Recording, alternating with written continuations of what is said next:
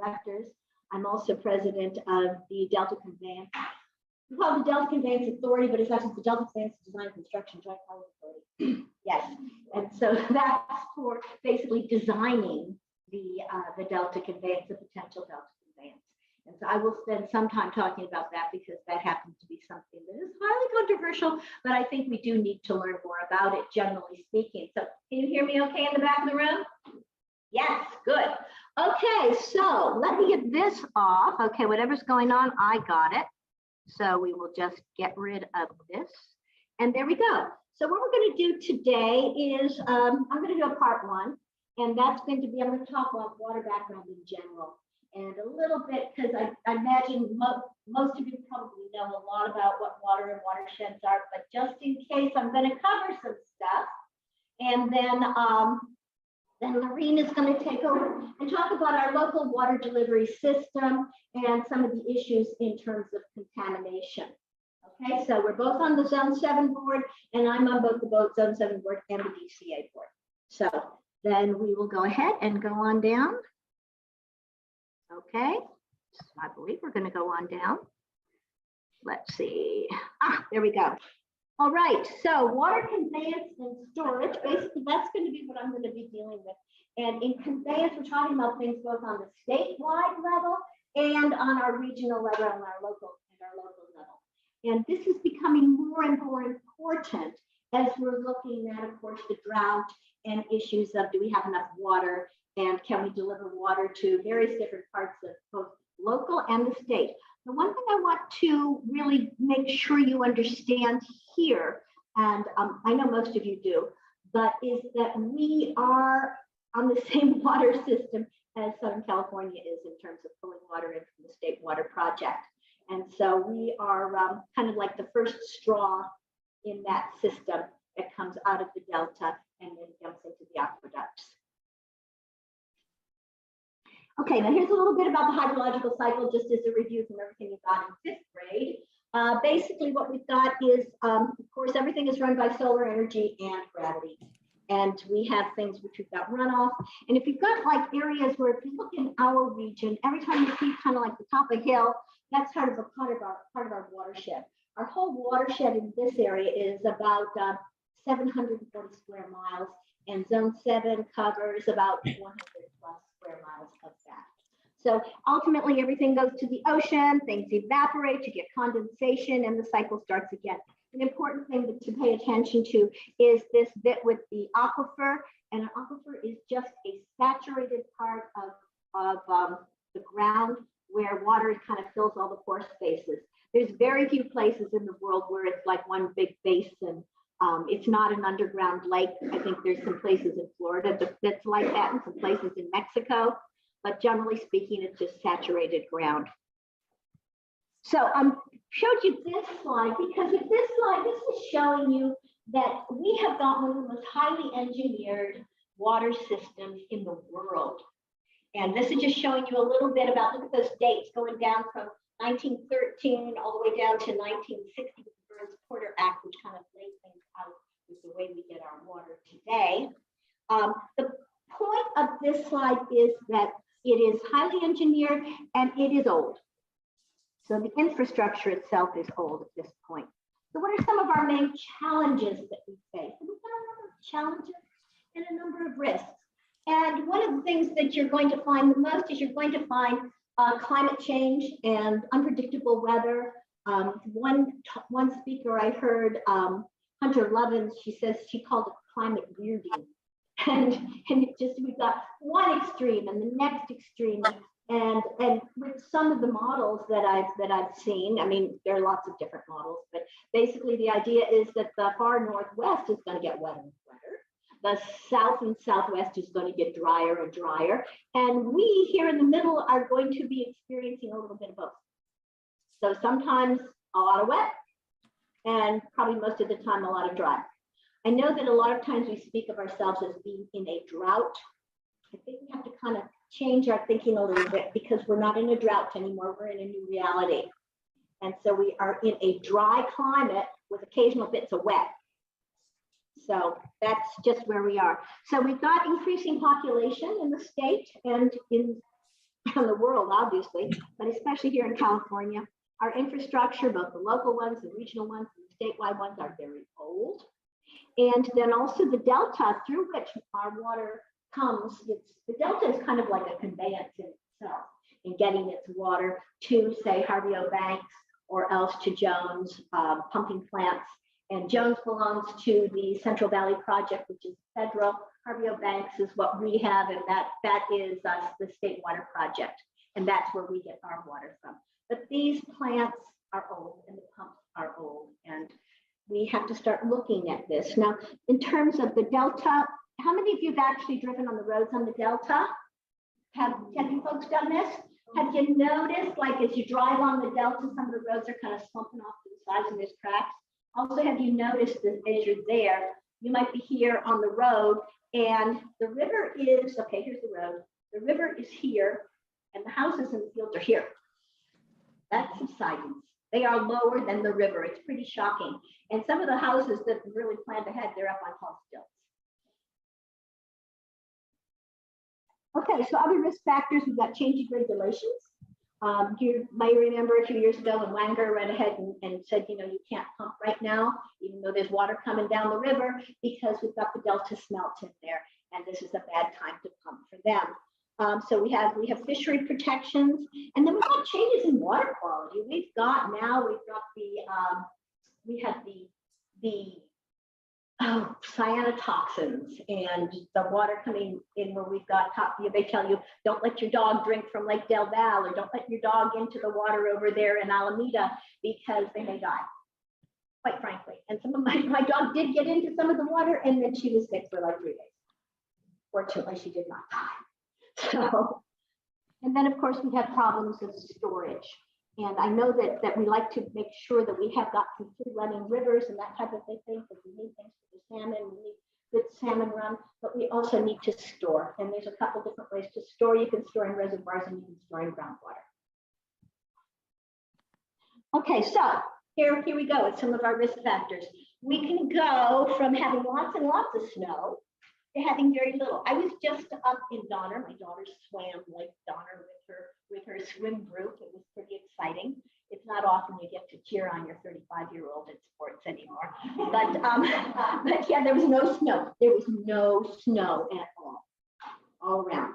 And so this other picture that you've got over here on the right-hand side shows a little bit of snow. I think this was from 2016, but it's there's really almost nothing up there now.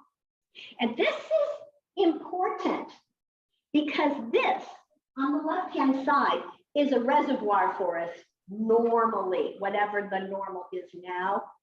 And the reservoir is just not there anymore. It's melting off early, it's running off, it's falling down as rain as opposed to snow. That means it's running downhill and running into all the river systems, the Feather River, past Doraville, past Shasta, and it's coming on down the Sacramento River and the San Joaquin, and it's coming into the Delta. And so this is water that would be nice if we could capture some of this, because this is water that normally we would be able to capture it because it would be coming down at a much slower pace. In other words, we would be harvesting that water from April on through August until the new water year starts November 1. We're not. It's not there anymore. So that reservoir is gone for all intents and purposes. And into the future, probably yes. Okay, here I just wanted to show this one because this is like Oroville, which is part of the state water system, and it is one of our main storages. Oops, maybe they can't hear me, but stay here. So it's one of our main storages, and so as you can see on the left-hand side of this, or left-hand side, there it is full, and here it is basically today, as it is today. And I was just up at Shasta on a water thing about a month ago. And Shasta is right down where you can see some of the original structures that they used to build the dam. So it's pretty shocking. And the boat, if you ever get up to the boat ramp there, the boat ramp, we had to walk down to get on this boat that was taking us on a tour of the dam. And it was a bunch of water people. And what happened was that we had to walk way down this ramp. And I looked up, and 140 feet above me was where we normally would have gotten on the boat. Yeah. So you have this huge, what they call a bathtub ring around this thing. And I just put this up. This is available to anybody who wants to pull this up. They update it almost daily. And I pulled this up. This was from yesterday, as you can see, midnight, September 10th. And these are the levels of the dams. The ones that most interest us would be Oroville and then also San Luis Reservoir. So you can see they're quite a bit below their historic averages. Okay, so levee failure. This was 2004. This was in the San Francisco Chronicle. And this is one of the things which is a potential problem with either flooding.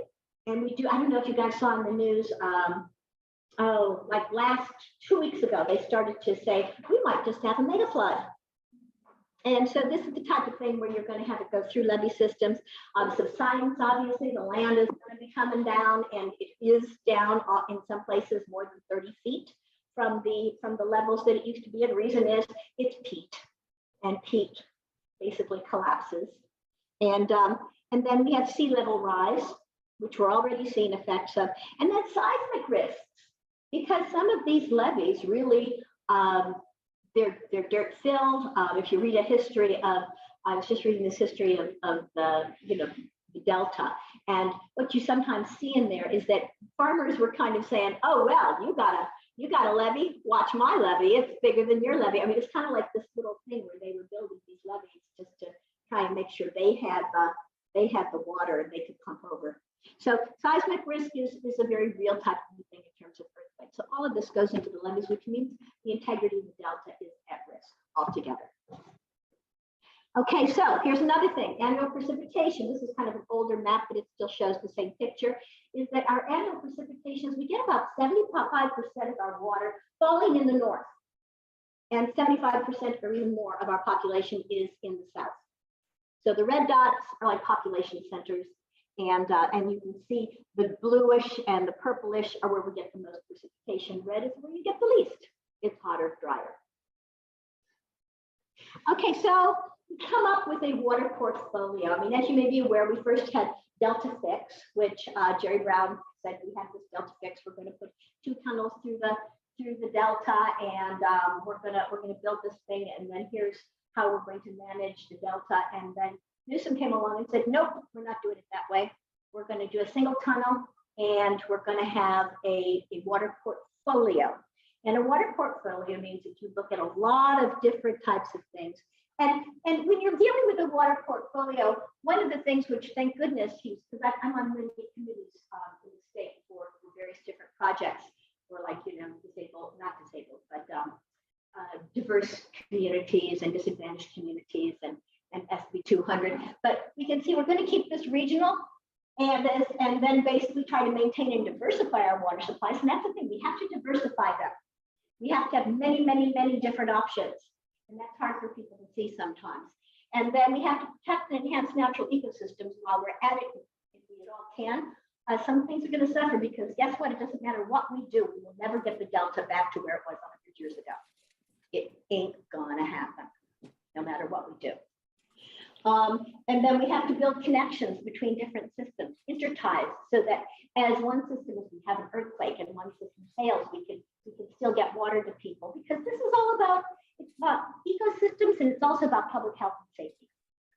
And so, and then we have to look ahead and be prepared. We cannot, this is kind of a tough one for somebody like me who's an elected official at this point, but we can't look to the next political thing. Sometimes we'll say and do things that people don't like, and we have to see what is the appropriate thing to do. We can't do things to cover an election cycle. We got to be looking 50, 100 years down the road. Otherwise, none of this is going to work. 50 years goes in a flash. It's amazing how fast that goes.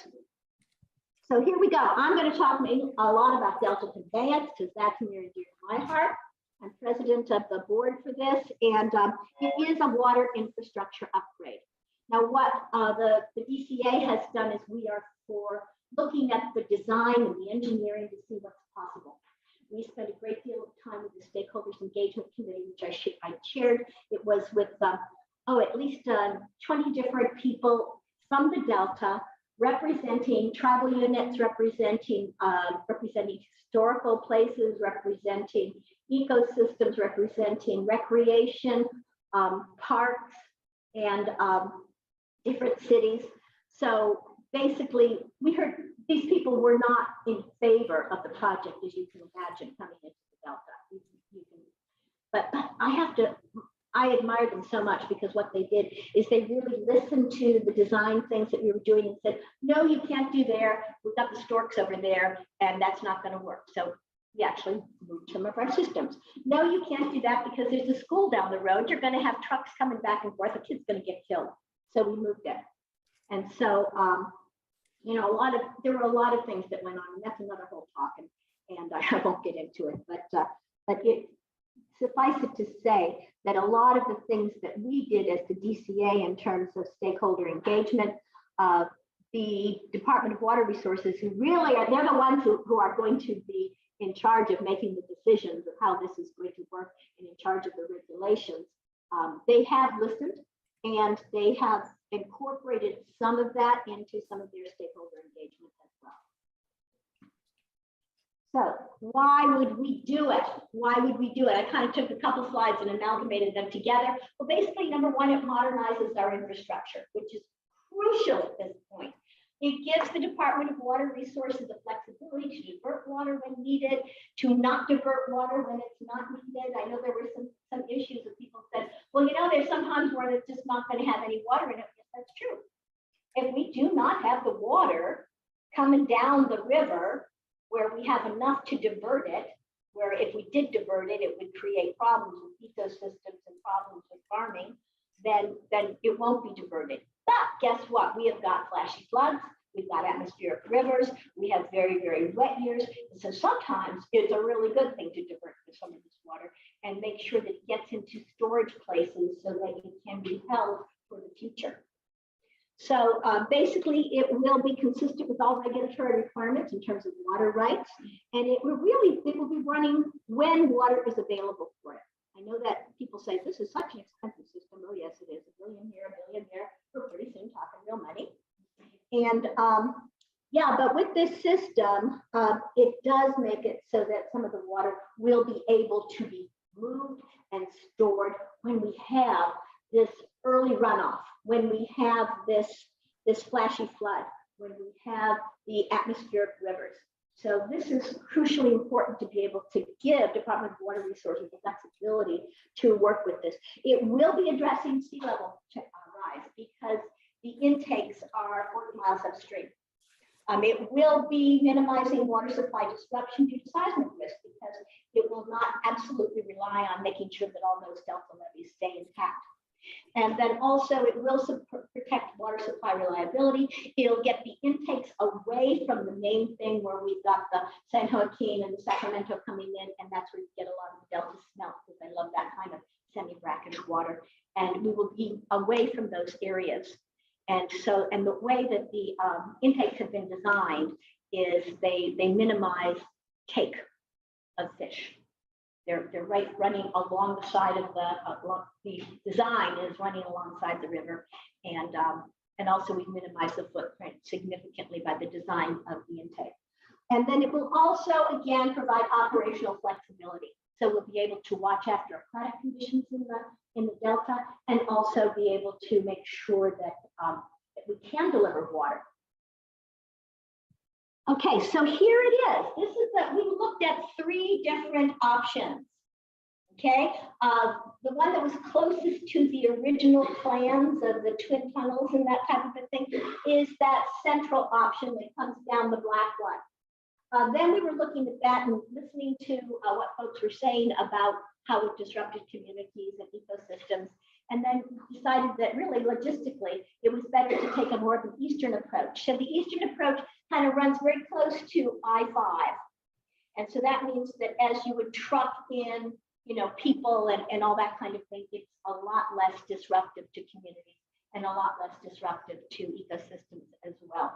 And then, so that one went over here. And the one thing that you notice, you say, both of the central and the eastern ones were coming in to something that we would build called the South Complex, basically the South Delta Outlet Complex. And this was a new reservoir, basically right next to Clifton Court. And that was so that the water wouldn't mix. And so you wouldn't have the fish getting entrapped into this system, because they do get entrapped in Clifton Court Forebay. And so that was that idea. Then engineers came up with another idea. They said, why? Because we also heard from Discovery Bay, and they said, what? We don't want you building that thing there. That's going to be so disruptive to us. And so we said, okay, well, let's look at something else. And so we looked at this system, basically called the Bethany alternate. And this is the one that in the CEQA analysis seems to be the favorite one. It has been my favorite from the beginning. They always said, oh, we're not allowed to tell them what your favorite is. I said, okay, then I'm speaking as an individual. I think we're really stupid if we don't go with the Bethany alternative. But that was that was my opinion. But it turns out that that is the preferred route at this point. I mean, things could change, because we have to go through the CEQA analysis, the California Environmental Quality Act analysis. And that takes us down past. What's really nice about this one is that if this is the one that goes through, it will not be using either of the very old and at some point needing to be upgraded pumping plants, neither Harvey Bags nor Jones. And what it would do is get into a pumping system, a retrieval shaft and pumping system to pump over into Bethany Reservoir. Now this is again a little tricky, because there is a wildlife refuge that goes along the one side of Bethany Reservoir, so we would tunnel underneath it and then come out. Okay, so that we don't disrupt the wildlife refuge. Okay, so that's part of the mitigation there. The beauty of that then comes into, as we start to look at other things like the Los Vaqueros Reservoir expansion project and the intertide there, we have a lot more intertide with a lot of our new systems. So basically from there, it would then be pumped into South Bay Aqueduct, which we already have our stuff pumped into South Bay Aqueduct, and then we would get our water here. So this takes into, it's not a source of more water than anybody would get. It's not a source of, everybody's always talking about the not new water. This is not new water, okay? This is not more water to Southern California than they already have a right to get. It would be basically just making it so that it's a little more reliable, and we can pump water when we have the water and not have it just run past us because it's at the wrong time of year. So it does take climate change into account, and it is a very robust system. It's pretty amazing. The folks that we've had working on this have been folks like have worked on the Channel and have worked on things that go, you know, underneath the Bosphorus and underneath the Thames, and so these are tunnel people. They know what they're doing. But again, we're not the decision makers on this. Department of Water Resources is. Okay. So what is it? Okay, it is a single tunnel. It is not a tunnel. It is not a double tunnel. It's a single tunnel. It delivers water to to basically to State Water Project customers, and Zone 7 is State Water Project customers. And then it delivers water in times of excess, and it helps provide water delivery flexibility. It is not just a Southern California water grab, although yes, they're really quite excited about being able to get water when otherwise they wouldn't. I will not tell you otherwise. It is not a change in the water rights. In other words, it has to be regulated within the current water rights. And I had people say, oh, well, if you run this thing, it's going to drain the Sacramento River. No, it is not going to drain the Sacramento River. The Sacramento River will get the water it's supposed to get. Also remember, we have ocean-going vessels that go up to Port Stockton. We can't drain the Sacramento River. Those vessels will not be able to get that to port. So at any rate, so that's just some of the issues about that one. Here is a link if you get onto www.deltaconveyanceproject.com. This is through Department of Water Resources, and you can get hold of it. It's a very long CEQA analysis, but you can also get into some of the executive summaries and how to say look at the impact report, which is a little bit shorter. So the final decision will be with the Department of Water Resources, and it will not be made until the end of the CEQA process and listening to the EIR, which I believe is at the end of this year. So another project, which actually this ties into Los Vaqueros. You all know where Los Vaqueros is, right? Okay, they're doing an expansion project, And what they're doing is it will increase water supply reliability. Zone 7 has put in for about 10,000 acre feet of water through this expansion project. So we are with that particular thing. Angela Ramirez Holmes, one of our board members, is actually president of the board for this. And basically it will give a more emergency water supply, especially if we were to have, some seismic problems. Basically, East Bay, Zone 7, Contra Costa, we all could basically benefit from this, mainly through the interties. Is where Zone 7 mainly will be benefiting through the interties between Bethany and this and with other agencies as well. The quality of the water delivered to municipal and industrial water treatment facilities will be a bit better because this is you can kind of consider it a local storage system because it's just up the hill. I'm sure you've all driven that horrendous, hellish type of drive on going over Vasco Road, but yeah, it's near there. Okay, so here it is. There's the expansion. It's going to expand the reservoir from 160 to 225,000 acre feet. Now, what's an acre foot? Acre foot, football field. Take a football field, fill it up with about a foot of water. That's an acre foot. That would give, it used to be, you'd say 3, and probably the way we're going to be doing regulatory issues, it'll probably be 3 households again, but they say 2 households now. It's really about 2 and a bit. It provides it for the year, enough water for the year. Okay, it will have a conveyance, which is really quite good, running to Bethany Reservoir, a lift pump station, and then have trails and marina and interpretive center, that type of a thing. And this is all through Contra Costa Water. Okay, then there's another one, Sites Reservoir. Now, if you go up to Sacramento and then you go a bit west-northwest, you're running to Maxwell, which is the town near where this is. Interesting thing about this, the people of Maxwell really like this project. Most of them do, because this will provide, the town is kind of like one of those western towns that's kind of like failing a little bit, and this will give them, some impetus. And they would, and the people who own the property, and there's one woman who was like a major landholder for this area, and she was very happy to see this happen. And so, and the Sites Reservoir from its original conception has been minimized somewhat, but it will improve our water quality in the area. Zone 7 is putting again for about 10,000 acre feet that we would be able to have regulatory or banking with it. What it really does is it gives us new water, really, because it gives us an off-stream reservoir. It can gather water from the coastal ranges as they come down into it. And it's something where we could release things from Sites Reservoir at times when you might want to retain some of the water in Oroville or Shasta in order to keep a cold pool for the fish. I got to Foster City on Wednesdays now, but I'll be back later. So it would increase Northern California's water storage capacity by about 15%. There's leftover Chinese food, there's rice and chicken.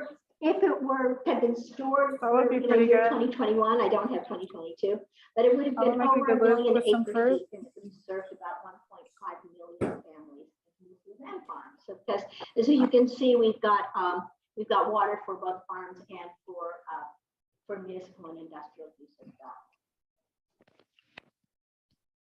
well. Okay, now Zone 7. We store water outside of our valley. We store it in groundwater. This is just a little thing I pulled up just to show you that groundwater can have different levels which can be separated from one another. In other words, it's not just one big bath. And if we look here, even in our own valley, we've got different aquifers at different levels separated by what some people call an aquitard. And that means that it's like clay layers, and that where the water doesn't really seep through from one level to the next. And so we have stored this down in Kern County and in Coelho and semi-tropic, and then also San Luis Reservoir. And the one thing I wanted to put this up because I just wanted to show you. San Luis Reservoir, full. See that island right there? That's this right here. That's what it looks like right now. Okay. So do we have to get water to store? Yes, we do. Or we are in deep. Okay, so here we go. Then we move into the Livermore Valley. Basically, we feed our stuff here. We get 70% of our water from the South Bay Aqueduct. And then you can see up at Dublin, Pleasanton, Livermore, Cal Water, and those are our retailers. So every time there's a wholesaler, we make sure that our retailers can sell direct to the agricultural folks here in the valley. And they get a wholesale rate. So also we've got Lake Del Valle. Lake Del Valle is owned by Department of Water Resources, so they maintain and regulate that. And then we can get water from that. And then we also have in our own groundwater, we can store about 250,000 acre feet. We don't use all of it, just keep a certain baseline going there. And then Chain of Lakes, which is developing. We own 2 of the Chain of Lakes now. And I'll just a really quick one, and this will be one of my last slides.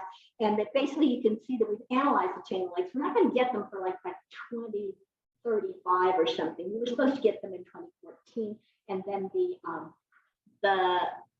the miners of gravel decided they wanted to go deeper, and Alameda County, in their great wisdom, said, "Oh, sure, go right ahead." Yeah. Anyway, so as you can see, Lake I, which we own, and Cope Lake, which we own. Cope Lake is great for stormwater management. Almost all of them are good for stormwater management. Well, at least basically some conveyance. Lake I is good, Lake I, and hopefully when we get D, will be good for groundwater recharge. Others aren't, because if there's too much silt or too much clay, the water just won't percolate down in from that lake. So it's just basically a conveyance at that point.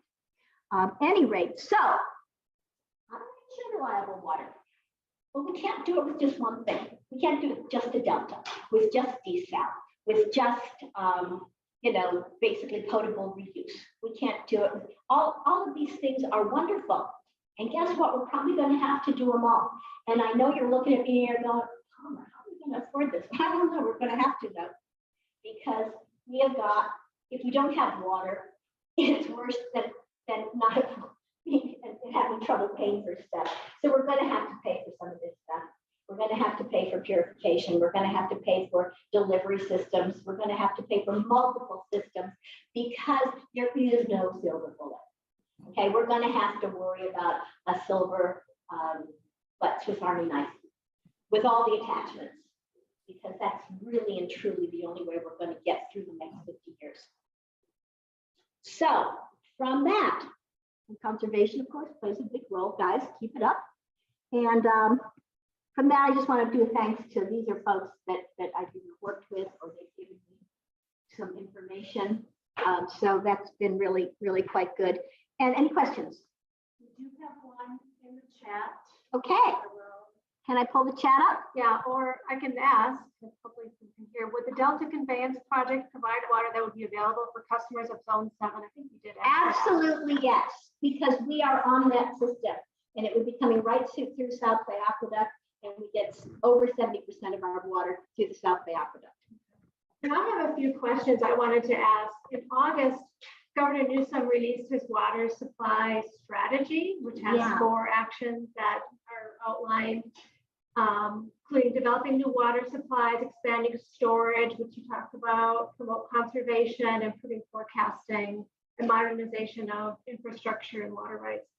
What do you think of that strategy, and how does that interplay with some of these projects that you've already talked about during the work? It's a lot of interaction with a lot of these projects in terms of that strategy. One of the things which I personally really like about this is he's hoping to, and I don't know how he's going to do this, but he's hoping to streamline some of the permitting things. Whereas if you have some projects which have the same exact requirements and they're basically the same project, can you kind of roll them in together and get them permitted? That would be a really neat thing to be able to do. In terms of, and of course, I really believe in upgrading our conveyance systems. And I think we need to basically look at Harvey O. Banks and say, we have to also work on Harvey O. Banks. We also have to work on, in some cases, there's a desal plant that's being planned to go in near Antioch, and we're going to have that. That is a problem. It's very expensive to run those things, and it's problematic in terms of where do you put the effluent when you're done with it. So some folks say, hey, let's just shove it out to sea and put it in a deep trench. there's ecosystems there too. So there's none. There is every good intention, you know, paves the road to other places. That was going to be one of my questions too about desalination. So that kind of answers that. Finally, unless anyone else has any questions, okay, go. I'd like to ask you if you can do something about the operator loss. I see sprinkler systems during the heat of the day, and Yeah. which is, I think, dumb. And the other thing is in reservoirs, if you can put stearic acid on the lake, that's supposed to cut down tremendously on evaporation. Yeah, remember these lakes are also ecosystems. And, you know, so you have to be careful how you're going to manage that type of a thing. There is always going to be evapotranspiration going on. One of the things that I think is the beauty of the tunnel, as opposed to putting in a peripheral canal, which this is not the peripheral canal of the 80s. It is not. That thing would have taken a 6-lane highway across, cut through everything, and been tremendous in evaporation. A tunnel is not cutting underneath. The main impact is going to be footprints of where you build the maintenance shafts and that type of thing. But it's a lot less impact in terms of that. It's also less impact in terms of transpiration and evaporation. There's some of this at this point in time we can't avoid, unfortunately. It's a real drawback in terms of, because we lose what we call carriage costs of all of this type of thing. We lose a lot of water through evaporation. Especially sprinkler systems. Oh, sprinkler systems, that's something you can manage. I mean, you can, I walked past a lot of things. It depends. In some cases, middle of the day sprinkling is not a good idea. And many crops can be done with either micro sprinklers or with drip systems and that type of thing. So basically, farmers need to. It's expensive to do though, and that's the trouble. It's very expensive, and I do not have any idea how some of the farmers are going to manage some of it, to be honest with you. Because if you do overhead irrigation during the day, you're going to get your maximum evaporation. So timing is crucial. Speaking of farming, a question came up in the chat. What is the current percentage of use statewide of agricultural use versus other use, residential, commercial? I don't have that. Do you have that in your head? I don't have that in my head. I just don't. Okay. Yeah, well, that's because that's a stupid question. It'll go back there. Yes. Sarah, long time no see. How you doing?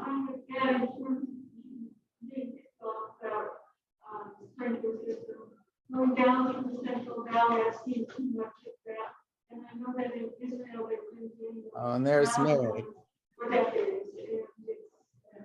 Yeah, it's another whole infrastructure, and I think some of our farmers are just going to have to, because it's projected that we'll have over 1 million acres going fallow because of lack of water, and that impacts. I mean, you might say, oh yeah, but that also impacts our economy. It impacts their food production. It impacts the communities living there. It impacts the workers.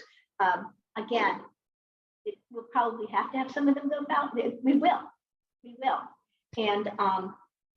and so some of the farmers are going to have to be reevaluating what they're doing. Okay. We're going to have to short on time, so we have to be able to get in too. Yeah, we'll have when we start. Yeah, and maybe if we have questions, we can both kind of bounce off of each other a little bit. Okay. All right. So I'm going to continue here. Laurene, all you have to do, let me get back onto this for some reason. There we go. Okay. All you have to do is press the down button or this button right here. That one or that one.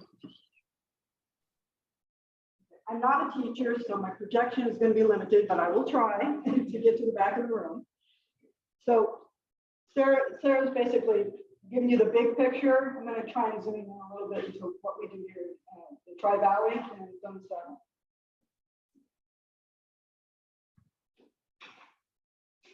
So he kind of mentioned where our water comes from, but when it comes into zone 7, we have some storage places. We also have some treatment plants. And our main storage place is the aquifer below, aquifer basin. So I'm going to talk a little bit about some of these treatment plants.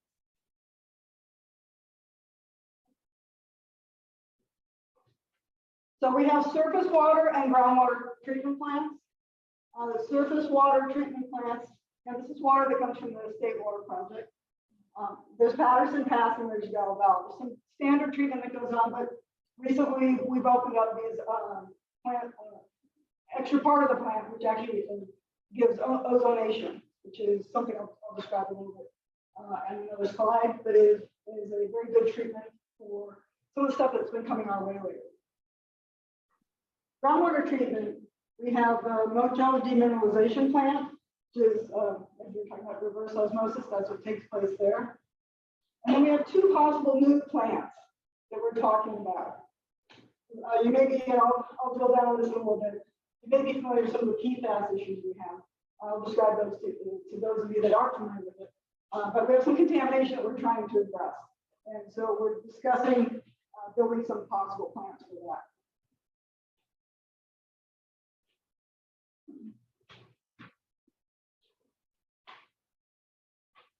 Okay, so at the Mojo plant, we apply reverse osmosis, and then we blend. So when you use reverse osmosis, it cleans the water quite well. It's to me, I liken it to like distilled water, kind of dead water. There's not much mineral in there. So we don't use reverse osmosis for all of it. We do blend it with some water that hasn't had reverse osmosis applied to it.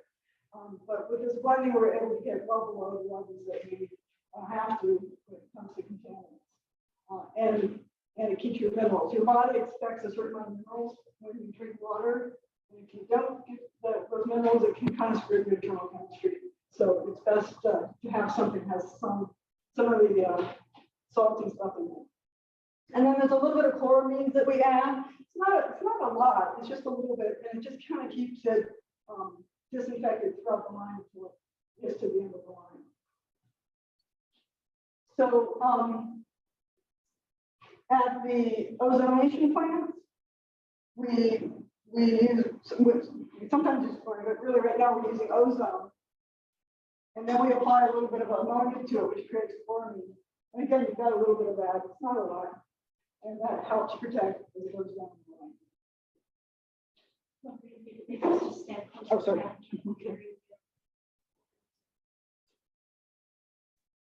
So I'm trying to show you here how ozone works. So basically, you take oxygen and zap it, and it creates this an O3 molecule. So typically you have 2 oxygens per molecule. It gives you 3 oxygens. And this tends to seek out some of the things that we don't like and destroys it. And what's really nice is then it takes it down to some of its basic parts. So you don't have a lot of waste that you have to do. And so, and these are some of the things that it attacks are bacteria, viruses, some of the algal byproducts like Sarah was talking about. And some chemicals, not all chemicals, but there are some important chemicals that it attacks.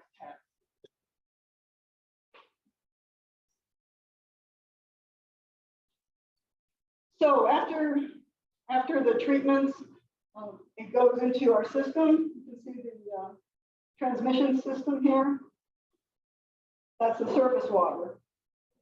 See the Mojo wells there? That's where the treatment plant is for the groundwater. Plus we have some other wells, and those go into the system here. So one of the first things I asked when I came to Zone 7 is I'd really like to know where drop of water starts and how it works its way to my tap.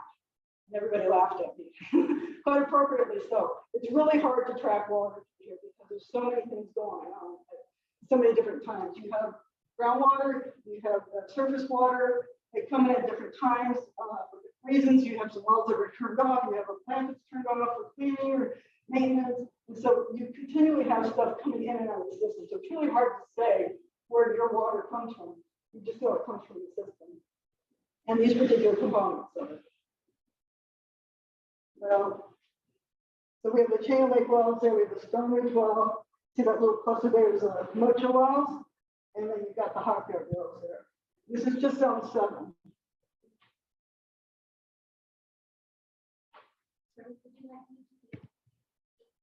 That would be good, yes, thank you. Thank you. So there's a certain amount of testing that we have to do to understand what's in the water. And we test for this a variety of things, microbes, organics, inorganics, nutrients. There's a lead and copper rule that comes from Jaggery, and PFAS, which again I'll drill down on a little bit more. That's actually an umbrella term for a group of chemicals that we have concerns over. And the standards that we apply for the testing, so the primary testing standards have to do with health and safety that come from the state mostly. Secondary, which I think comes from PWR, is taste and smell. DDW, the Department of Drinking Water. DDW. So these don't really affect your health and safety, but it affects your enjoyment of the water. So we do test for those things as well. So this is the annual, I kind of grabbed a few things from our annual consumer confidence report. So you can see a lot of the testing that we do. This is a bunch of stuff we tested for that we don't have. This is stuff that we test for to make sure it's below levels that are acceptable. Here's some lead and copper testing, some PFAS stuff. So if you go to, once a year you get this report. I think you're getting to notice it now, so you can go online. But typically this is something once a year that we're required to do. Your retailers are required to do their own as well. And so if you want to know about your water quality and testing you do on that, go to this report. You'll be quizzed on it later.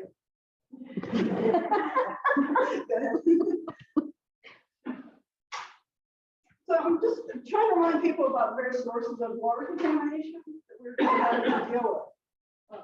There's a whole variety, and we may not have all of these in our area, but we have a lot of them.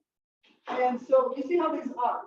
We do have an upper and lower aquifer, more or less, in our area. I'm oversimplifying it.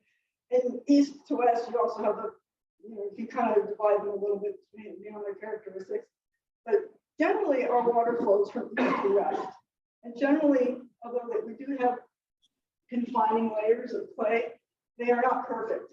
And there is some communication between layers at certain points. So it can communicate within itself. May take a while, but that matters. So you can have things like, see the low density leaky underground fuel tank. You guys may remember a couple of decades ago, it was a big effort to clean a lot of gas stations. It's still ongoing, but I think the regulations require a little old now. But that's something that we have to look for. Septic tanks, a lot of nitrogen in the water, nitrates in the water. Sewers, you can have leaks and stuff from there. You have landfills. Old landfills are not lined, and so you can have leaks from landfills. We don't do road salt here. We've been placed with a lot of snow. I think we have a road salt issue. Yeah, waste ponds, depending on what kind of waste you're talking about. If you're in the oil industry, there's certain waste that you'll get there.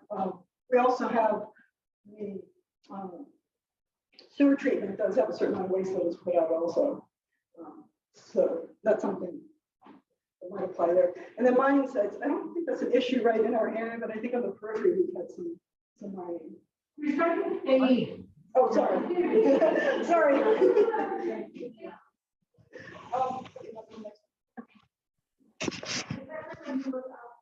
Oh, sorry. Oh, I guess I'll look here. Okay, so I'm going to drill down on the PFAS. So PFAS is an abbreviation for polyfluorinated alkyl substances. I can never quite say it. It doesn't roll off the tongue. But there are a lot of them that exist now. I was going to say 1,500. Yeah, at latest count. I was going to say I saw 20, but okay. It could be. It could be. I think the EPA is going to, they cut off at some point to give the number. We have about a half a dozen or so in our area that we're concerned. And so if you take a look at this tree, See the PFOA and PFOS? Those are the main ones that have been around for a part of the century. Maybe not in our area, but in existence. And at some point, they realized that these were kind of problematic. And so they created some other products that are supposed to be less harmful. So basically, what these are a chain of carbon and fluorine bonds. And it has a really interesting molecules on the end. I'm on the edge of my chemical understanding. But what the heads of tails do is that they repel water and they repel grease or oil, which is why these are such cool products. So when you see PFOA, think of Teflon. You know, nothing sticks on your hand, right? PFOS, think of Scotch Guard. You spray it on something and water and grease are repelled. They're really cool products. They do all sorts of cool things, but unfortunately, not good to drink. So since we're finding it in our ground where we're having to deal with them. And so these were like a chain of 8, I believe. So see like the Gen X and the Adona and the PFPS. Those are supposed to be less harmful because of shorter chains. They have their own problems too, but wait and see what the studies have to say with regards to those. So, That's okay, so sir. there's a fast follower. You see the PFHXS? So the PFOA and PFOS, they've been around for a while. They've been tracking really slowly through regulation. But we kind of see what's going on. The states have picked it up. The EPA has been slow. Now we see PFHXS coming in, and it's tracking fast, but it's tracking like these other two. And so we're looking to have to deal with that reason. We do have some of that in some of our wells. So yeah, so these are the sources of PFAS. Firefighting foam is probably one of the bigger ones that's a problem for us. Gets on the ground and works its way into groundwater. We're just looking right now to understand the sources, but we're getting hints that this one might be a big player. You've got in all sorts of other things. I think the part that people are surprised you see it's in personal care products like shampoo. I'm going to give a shout out to our Congresswoman Becca Bauer-Cahan. She is an environmental lawyer, and she's been running a lot of legislation to get this out of our products, which is I think pretty cool. But there's still a lot of work to be done, and yeah, I was gonna say I'm just looking at the rich products, see if there's anything else to pronounce. But anyway, you can see what we're.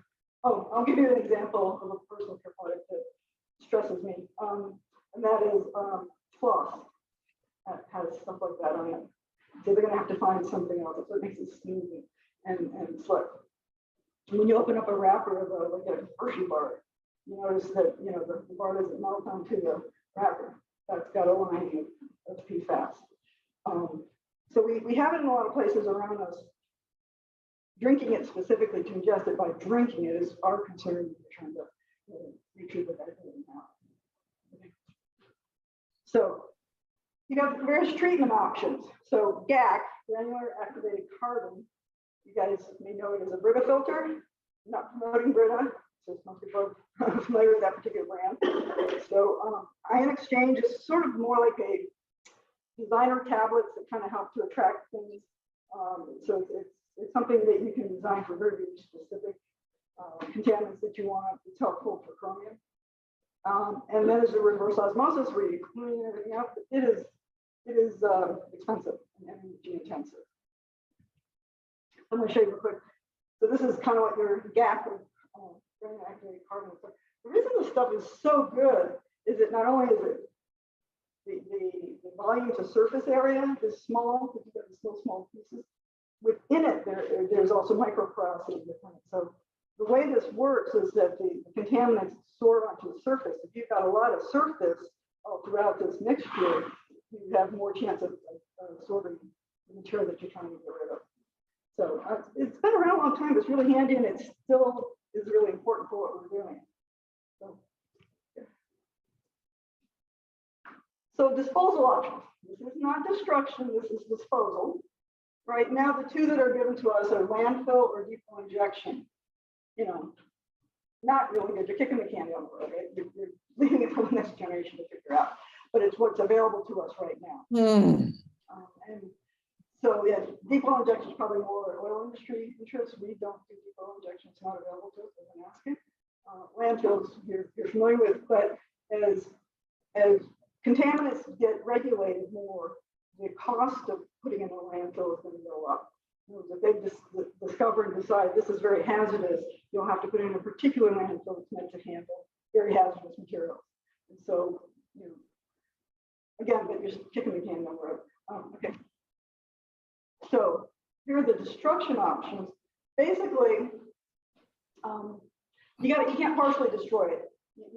You let it disintegrate partially, and those are really bad parts. Also, those create problems for you. You got to destroy it entirely, take it down to its basic elements. And thermal treatment's the only thing proven right now to do that. It's energy intensive. Cost. There's some people that use thermal treatment, they don't get it high enough, and so the neighborhood is getting these parts. Right? Not good. So, yeah, this is expensive and has its own problems. There are some new technologies people are working on. So maybe I'll get to the next one. All right, this is hot off the press. This is just like a week or so ago. Northwestern University, some students were told to graduate students, of course, they were told, I don't think this is going to work, but give this a try doing something relatively simple procedure. I know, okay, we'll go do this. And it seemed to kind of work, and then COVID. So only recently they got back in the lab to tell us about it. So there's a little bit of a delay there. But it turns out, and this was for a particular PFAS. So you may have to design it for different PFASs. But it turns out these particular substances, which are pretty easy to change, help destroy this. And it's funny because it's forever chemicals, it's really tough to destroy. Sunlight doesn't seem to destroy nothing. But remember I told you about the heads on the end? For some reason, this attacks those. And once you've disabled those, it unzips.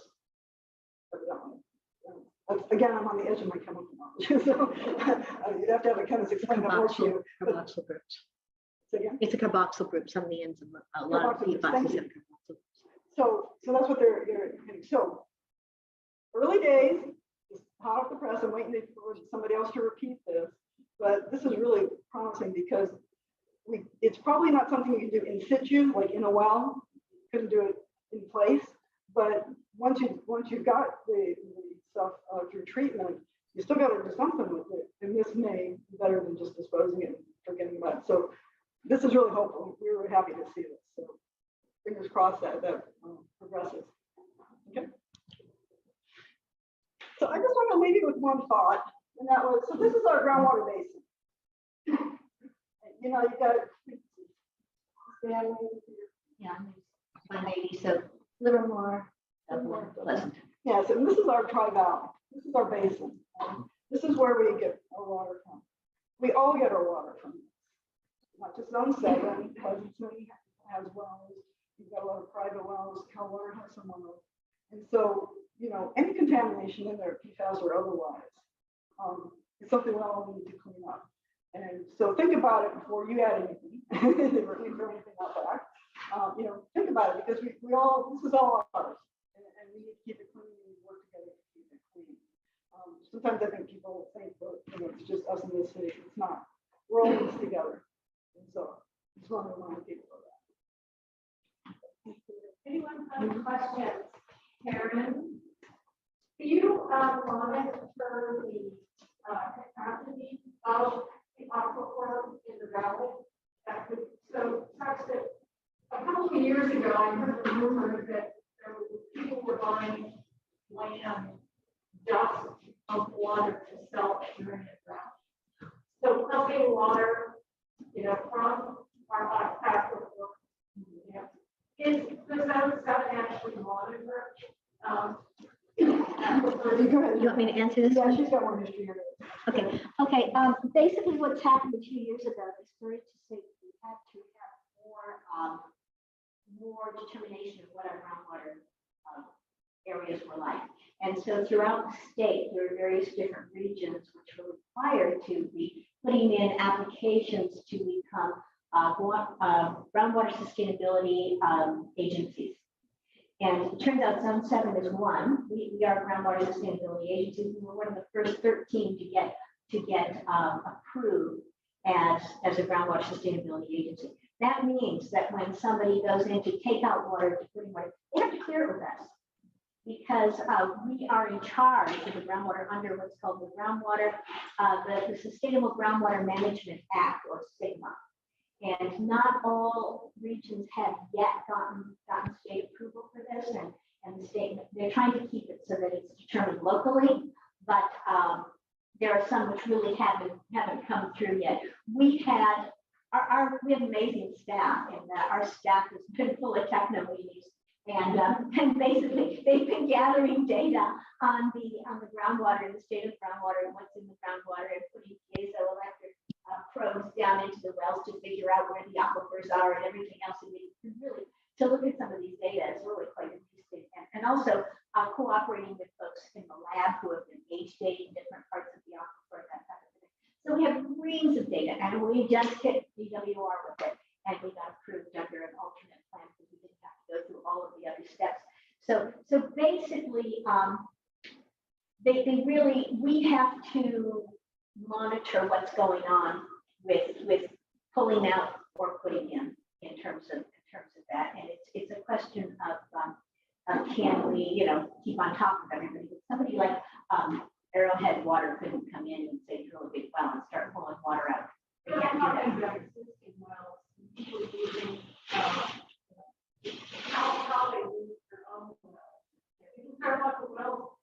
Yeah, there are.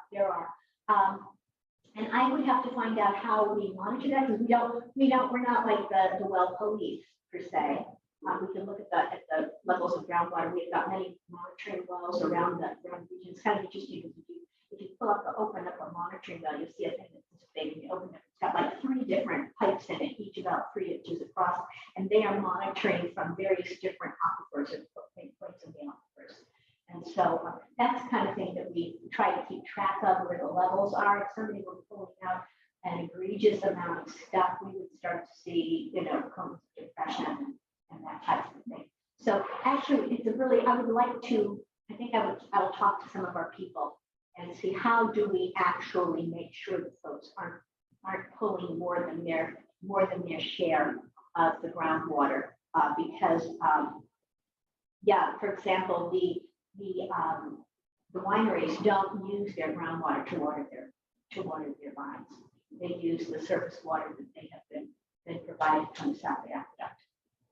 And so what they do is we've got a couple of the wineries which they pull out the stuff from the South Aqueduct, and then they wheel it out to other ranchers and other vineyards, and they kind of agreements with it. They're like their own little water agencies, but they have to do it with the water they can audit. So so that type of thing. I'll have to check and see if we found any issues of somebody who's doing it incorrectly in terms of pulling out more water than should have. You do permit wells. Yes, we do permit wells. You have to come and explain what. And there are guidelines in terms of how much and what rate they're supposed to be pulling. So here's a question from the chat that I'll just ask you quickly. Pleasanton gets about 80% of its water from Zone 7. A Pleasanton city official stated that Zone 7 is capable of supplying Pleasanton's last 20% if Pleasanton's wells were to be shut down as an alternative to doing PFAS treatment and well rehab. Would this be true at all times of the year under current conditions? How would Pleasanton's water supply be at future risk if this alternative were to be employed? Okay, so I watched the Tuesday meeting. It was really interesting. And that's a comprehensive discussion. So remember I mentioned the fast follower, the PFHXS?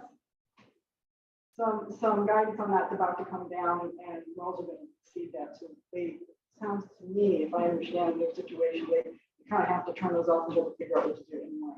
So they have already asked us. I don't know if you responded. Oh, yeah, sorry. we do have to provide them with but we'll sell it to them, and that would make their water more expensive. Yeah, so I think they've already officially asked us. Yep. Officially responded, but yeah, pretty much we're going to have to give them one. So we are the water suppliers for the area. So yeah, until they figure out what they're going to do with their wells and the plume in their area. Yeah. Okay. I think I'm not married, but we'll pay you. You could ask me. Okay. Well, I don't know if this is within your purview, but I'm interested in because and I've never seen a movie about a major lawsuit to fought for some Dark waters. Yeah, dark waters. dark waters. And it seems to me that there are problems with a couple of manufacturers and their cleanup seems to be terribly expensive. Is there any chance there could be a similar lawsuit to pick up the cost of cleanup or just helping the planet? There are lots of lawsuits right now, and I remember seeing, let me say something real quick about that particular movie. It's a good movie to give you the history and the background. I don't think Hollywood had to do too much to that story. But remember that the levels that they're talking, contamination they're talking about in that movie, ours are several orders of magnitude lower. Okay, just keep that in mind. We're not quite in the situation. An order of magnitude is at zero. In this case, track zero. We're like 2 or 3 zeros less than there. You know, a better one than Dark Waters. There's a documentary called The Devil We Know, and that follows. Yeah, it's on YouTube, and it's actually it follows a lot of the things you got in Dark Waters. So it's almost good to see it as a pair, but it's much more factual and straightforward. I recommend it because it's, believe it or not, even as a documentary, it's completely engrossing. There are lots of those out there. Right now, I'll tell you, I'm concentrating on talking to other elected officials to see if there was money from things like PFAS is something that has been earmarked. Money for PFAS has been earmarked in the infrastructure bill that just came out. That's what you're talking about is something that's going on in the background for a long time. It doesn't give you immediate relief. I'm looking more for something that can give us something more immediate. So I'm looking at other things. And you know, anyway, so that's more my push right now. See if Sacramento DC can do for us with regards to that. I have 2 quick questions about the infrastructure plan that you and what it will you talked about. Oh, are you talking to me? Yeah, this is for you. The road distribution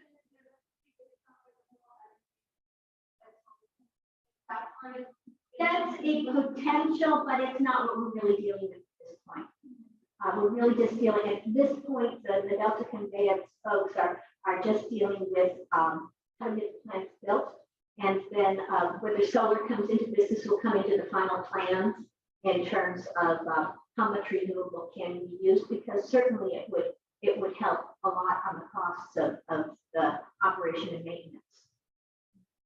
Then my second question, which you kind of just led into, this sounds like wonderful conversations you're having, but when I was looking into, I heard time frames from anywhere between 20 to 50 years.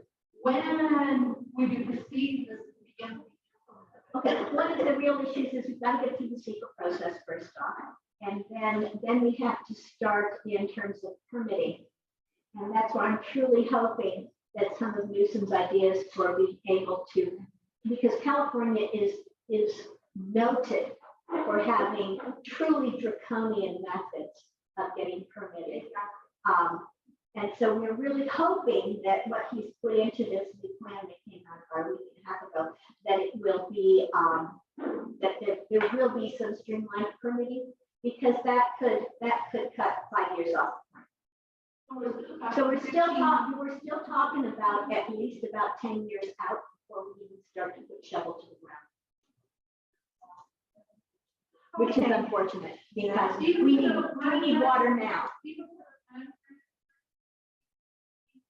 Oh no, the reservoir in terms of sites are, they're going to actually be putting shovel to ground, I think, in 5 years. They have to do some geologic studies. Yeah, they do. And then Los Vaqueros, they're in the midst of starting to get going now. Real quick, when you're talking about energy, we actually just recently hired somebody at some study. And that's going to be part of his job description, looking at the lower energy nexus and how much energy we use. It's an area we think we can concentrate I'm just going to use the microphone on that to introduce our next speaker. Thank you so much to Sarah and Laurene for their time. Don't forget to take your water saving bucket. I'm going to put it by the door. I'll put my little doors. And I really our next speaker is a person who serves her community in a different way from our prior speakers who are elected officials. She has served as an activist and volunteer and will provide us with a perhaps different focus with respect to water. Christina Bertea is from Greywater Action, which is a collaborative of educators who teach residents and tradespeople about affordable and simple household water systems that dramatically reduce water use and foster sustainable cultures of water. Christina has a long career in the water industry. In the 1970s, she was the first woman admitted to a union plumbing apprenticeship in California and served a 4-year apprenticeship in local 159 plumbers and steam fitters. She became a plumbing contractor of her own in 1996 and has plumbed a number of alternative houses, including straw bale and rammed earth. In 2008, she joined Greywater Action, has been a workshop leader, installer, educator, and activist ever since. She's passionate about greywater reuse and rainwater harvesting. She also is interested in the spiritual aspects of water. She believes that water is life and that we can all honor and treasure water through our daily interactions with it. We invited her here to share her passion for greywater and to provide hands-on solutions to our water scarcity that we can all do at home. Welcome, Christina, who is joining us via Zoom, so hopefully this will work. Thank you. Can you hear me? Can you hear me? Yes. I can hear you. Yes. Yes. I'm going to share my screen.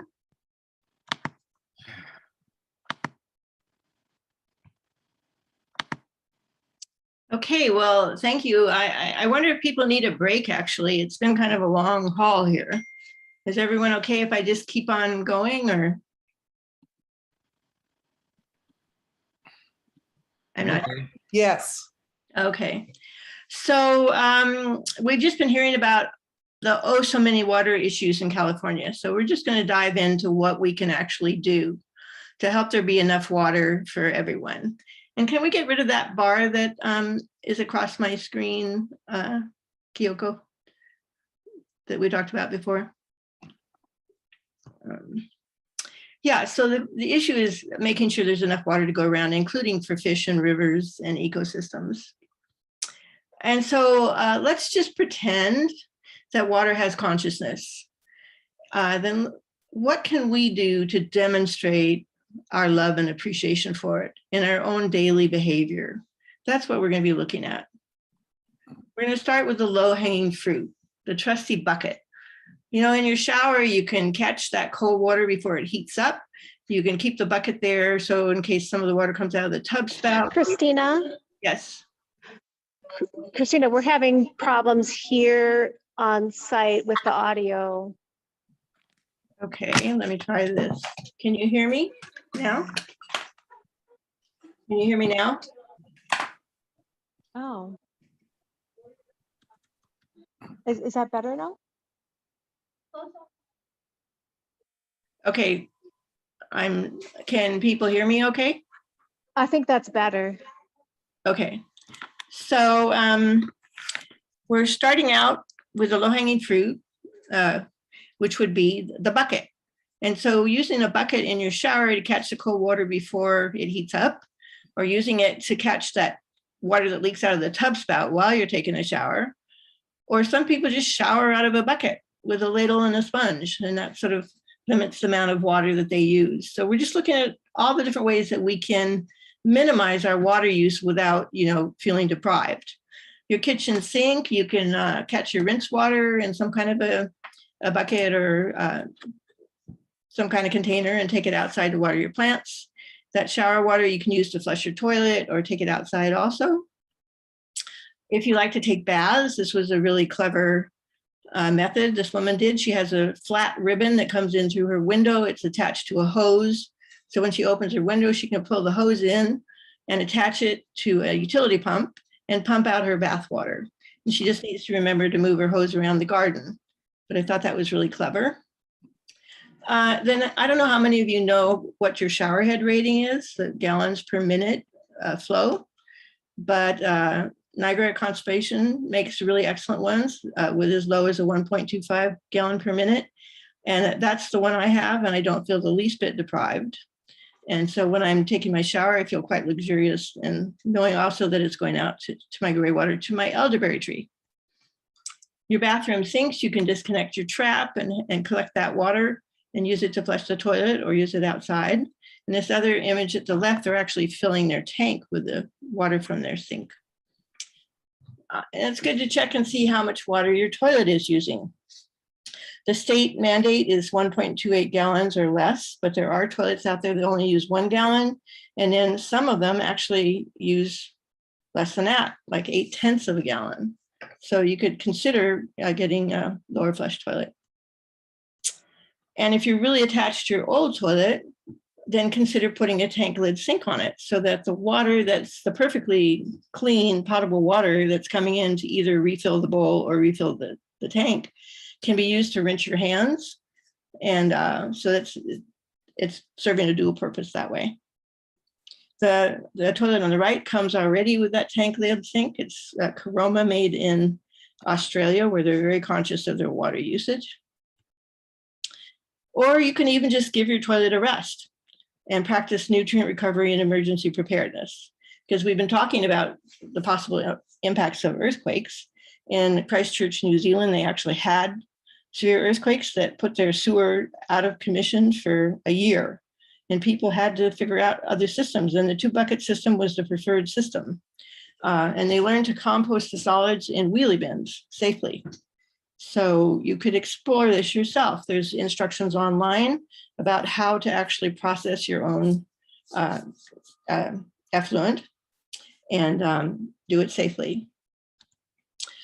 And our urine is sterile, and it's an excellent fertilizer. The Rich Earth Institute in Vermont is really exploring how to use it for agriculture and collecting urine from people, and just doing a lot of research about it, how we can restore ourselves into the nutrient cycle.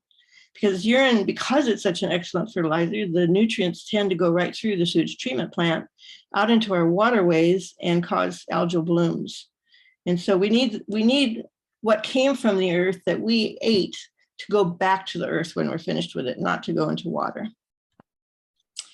So I've been working for many years with Greywater Action. Using water twice is nice, especially water from your tub, your shower, your sink, and your laundry.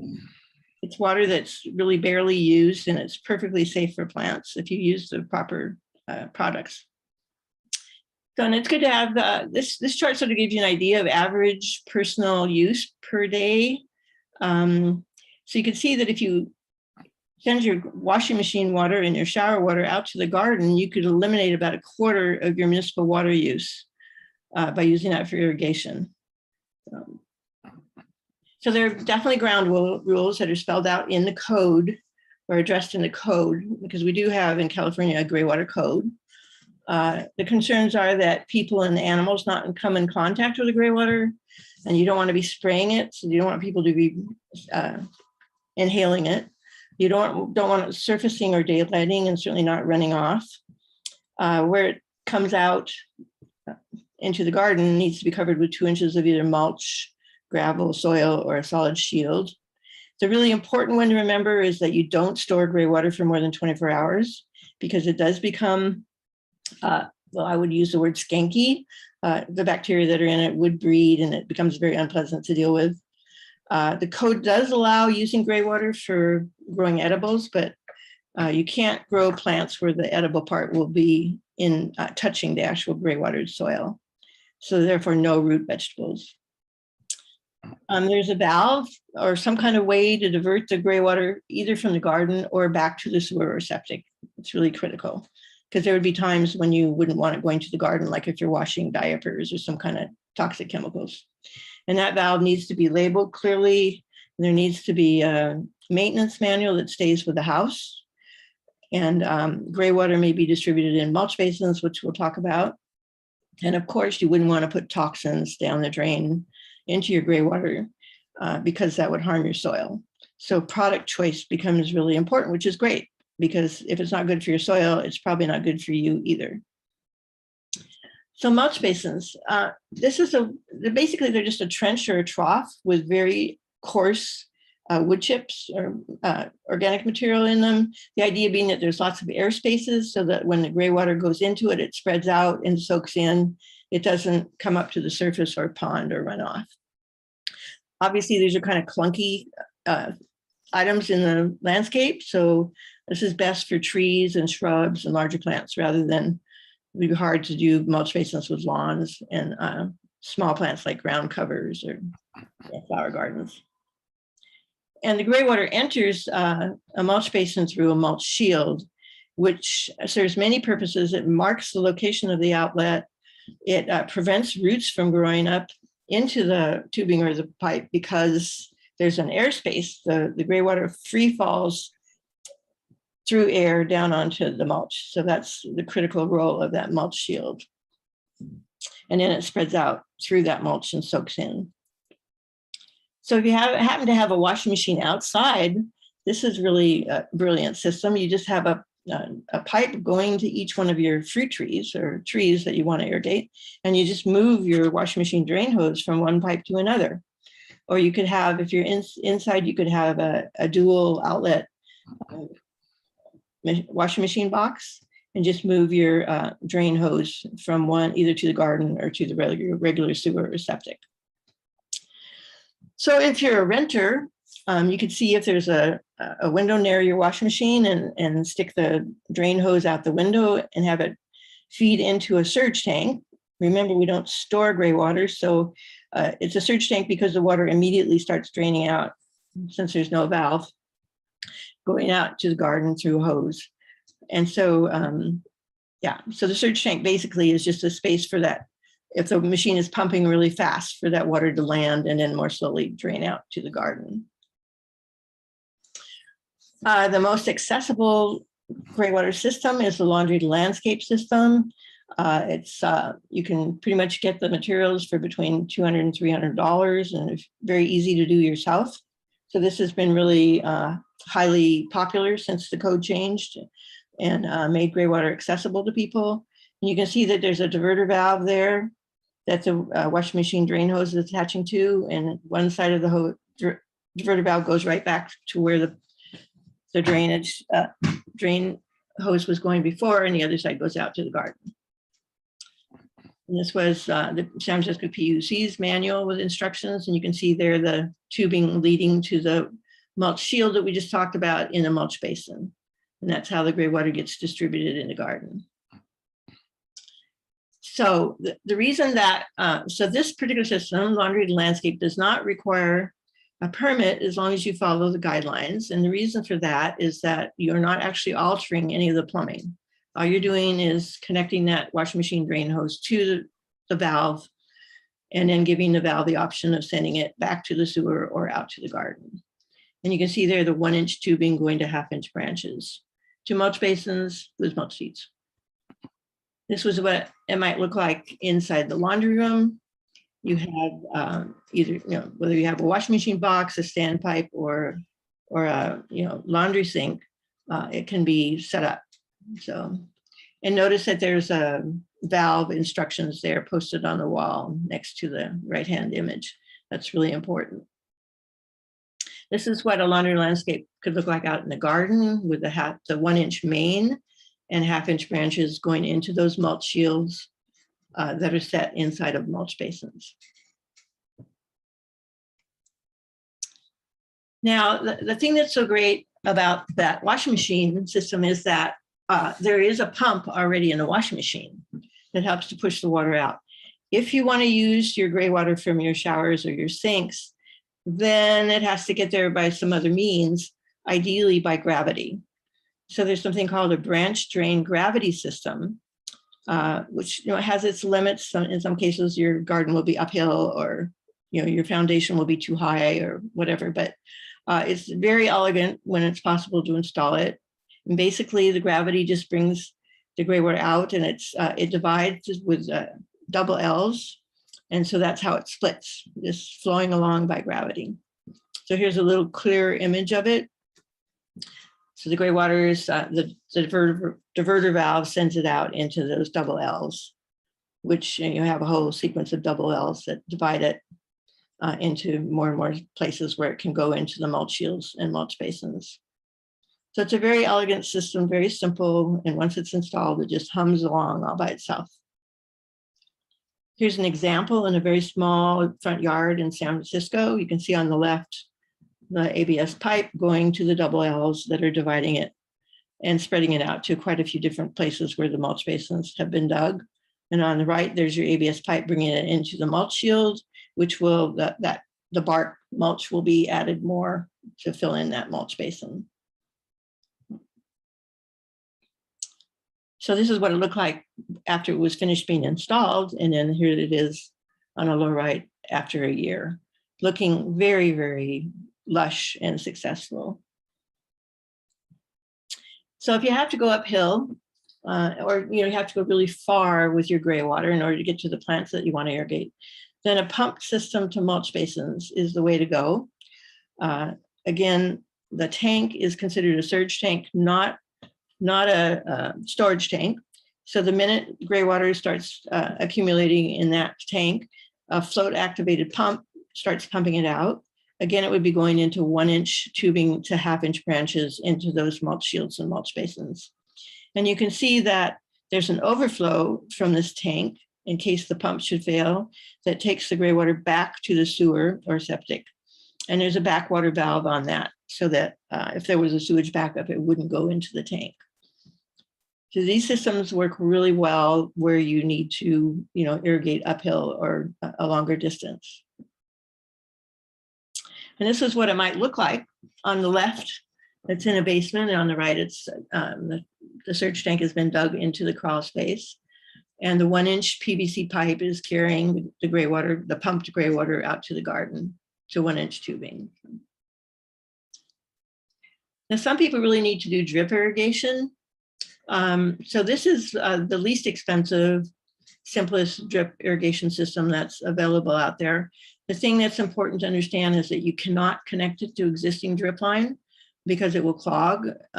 If one wants to use this system, it has to be combined with drip line that has been designed for recycled water, because recycled water has a certain amount of solids in it, and so that it's designed not to clog. But this system has a 4-stage filtration, and it can work really well.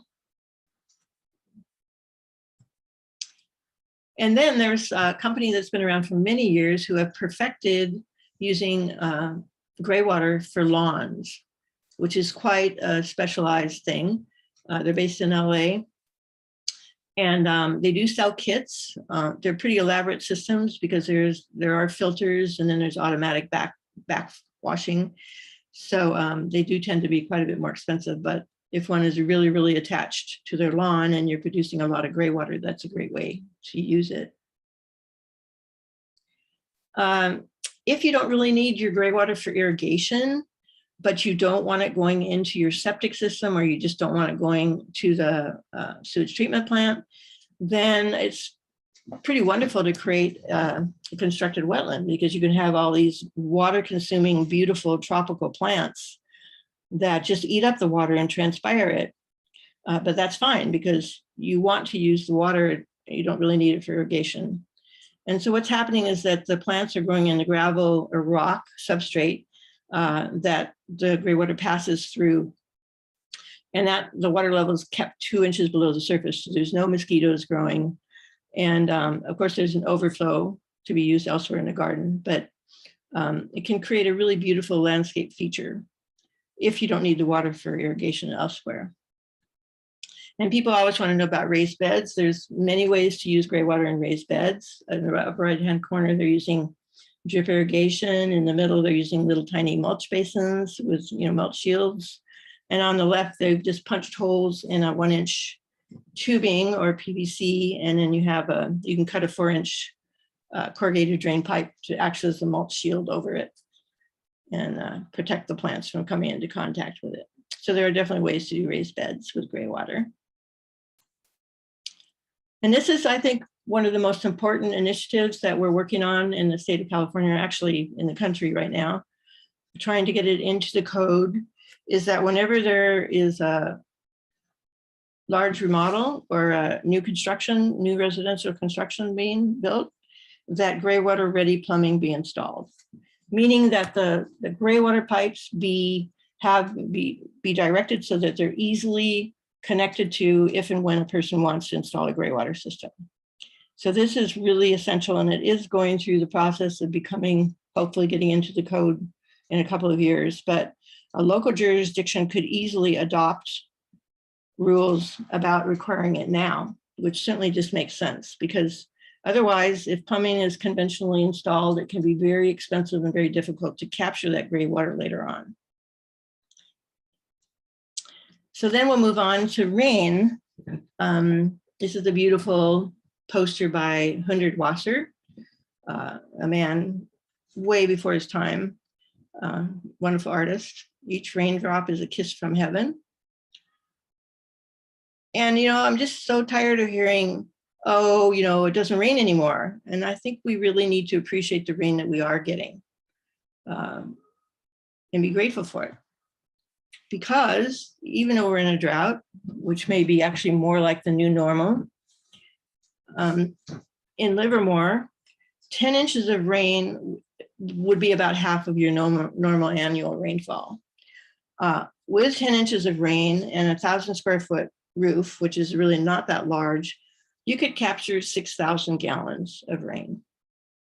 That's significant, even with a quarter of your normal annual rainfall. You could capture 3,000 gallons. The issue is where to put it. That's the real issue. So you could think about, well, what are those in between underutilized spaces or underneath spaces where you could put storage?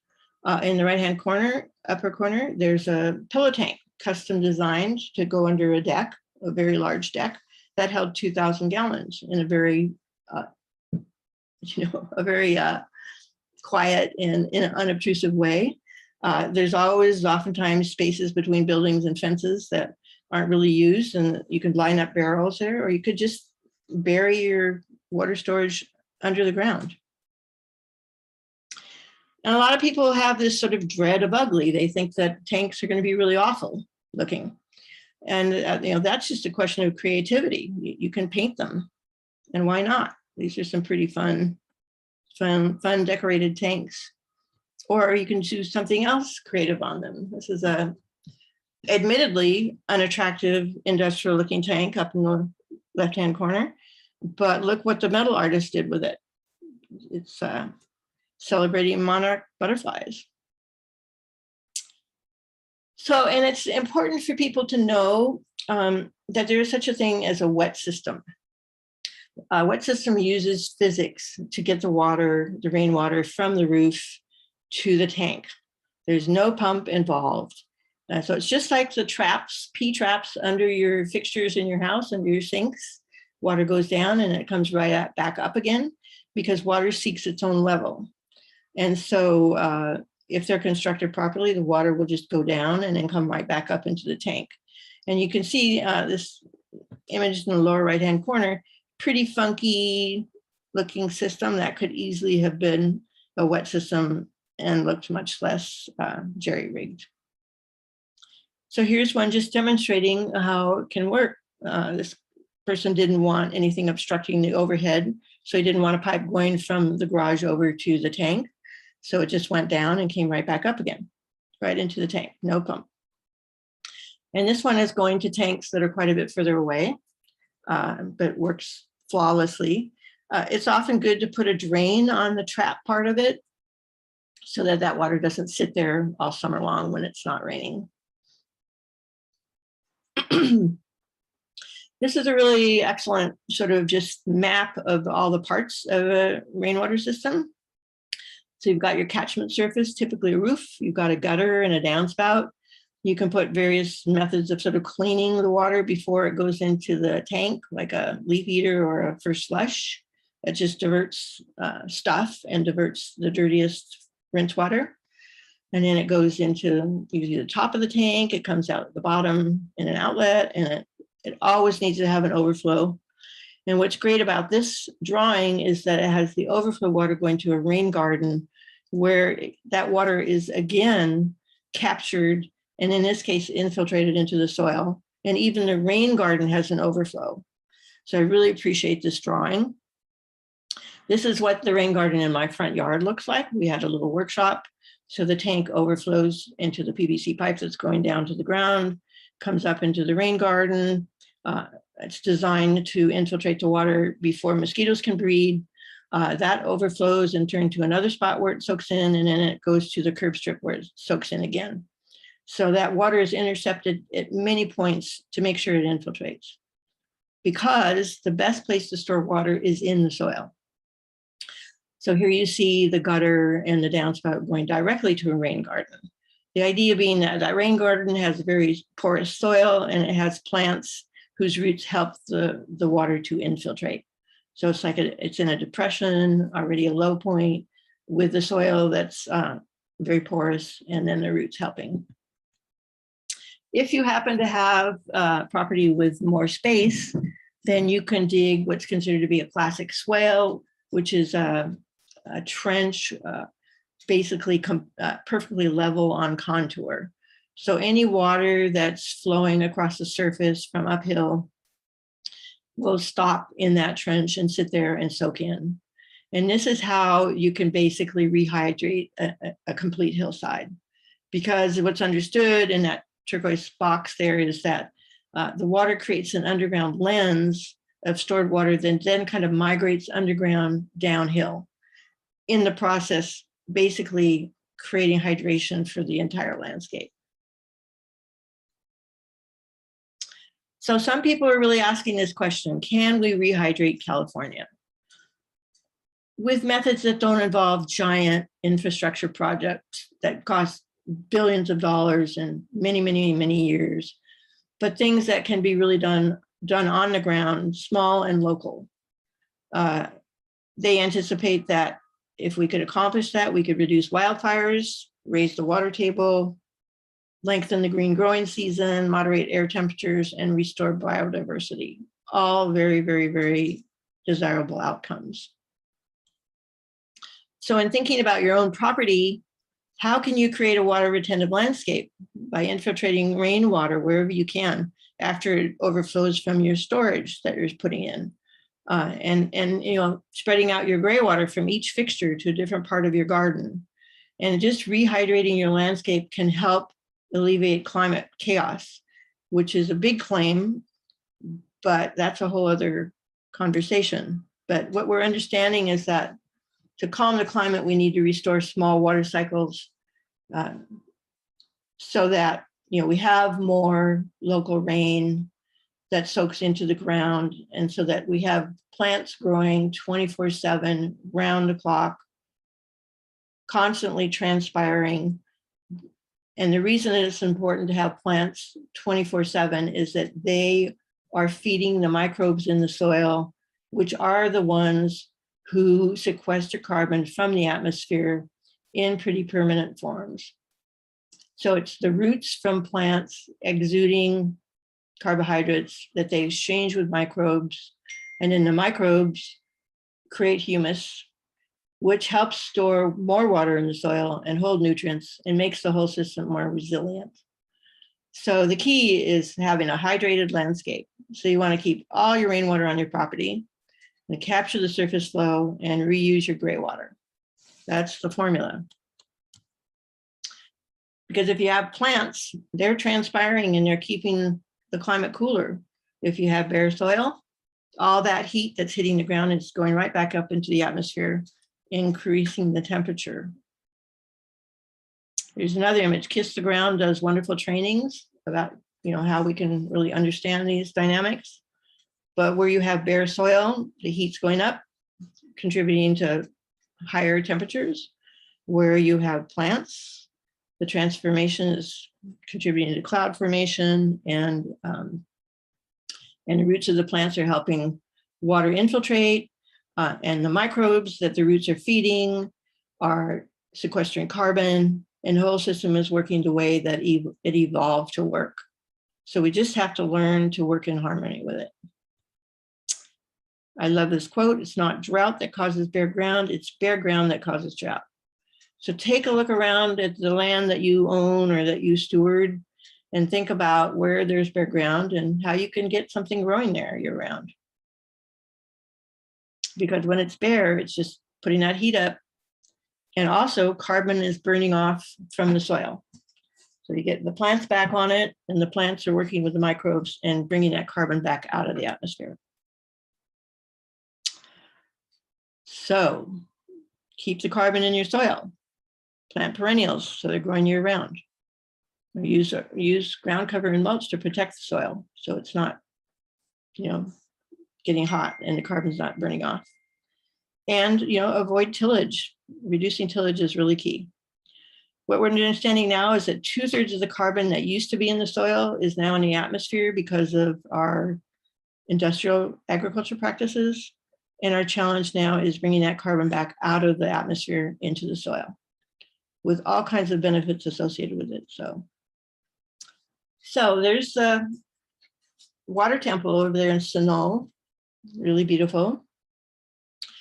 So go home and see if any of these things we just zoomed through are things that you can implement, like reusing your gray water, catching some rainwater, having it overflow into a rain garden, change your toilet to be more low flowing or stop using your toilet altogether. Start peeing out in the garden or catching your pee in a bucket and putting it out in the garden. Dig a swale to infiltrate some water. Build some humus in your soil by helping your plants feed microbes. Plant a food forest so that there's more cover of the soil and shade protection. And just, educate yourself about the relationship between soil and carbon and water, because they are all totally interlinked. And if we can get it right, we can really heal things. And just remember and honor water. So here's some resources.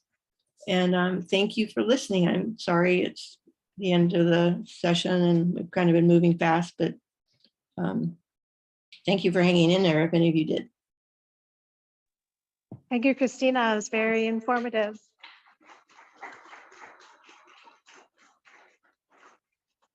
We do have one question. I'm not sure I'm echoing. What is your opinion on low water landscape? Low water landscape. I'm assuming that means planting plants that require as little water as possible, that are more, I think planting native plants is the very best way to go, because all of the pollinators and the insects and the birds and all of the critters that live here evolved with those plants. And so the best thing to do is to plant natives and support those ecosystems and communities of creatures that all evolve together. So to the extent that low water use landscapes include native plants, that's great. Are there any other questions? I don't see any, so thank you, Christina. That really no concludes our questions meeting at all? today. Is that I just possible? want to make a couple of quick announcements. We do have some forums coming up in advance of the November election. You can find information on our website, livermoreindivisible.org. Sorry.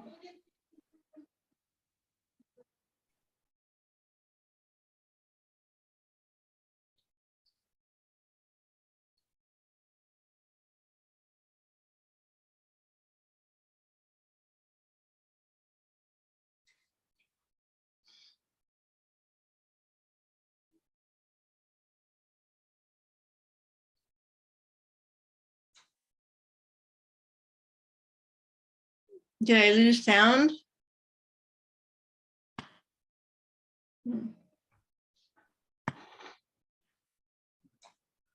I lost sound. Hmm.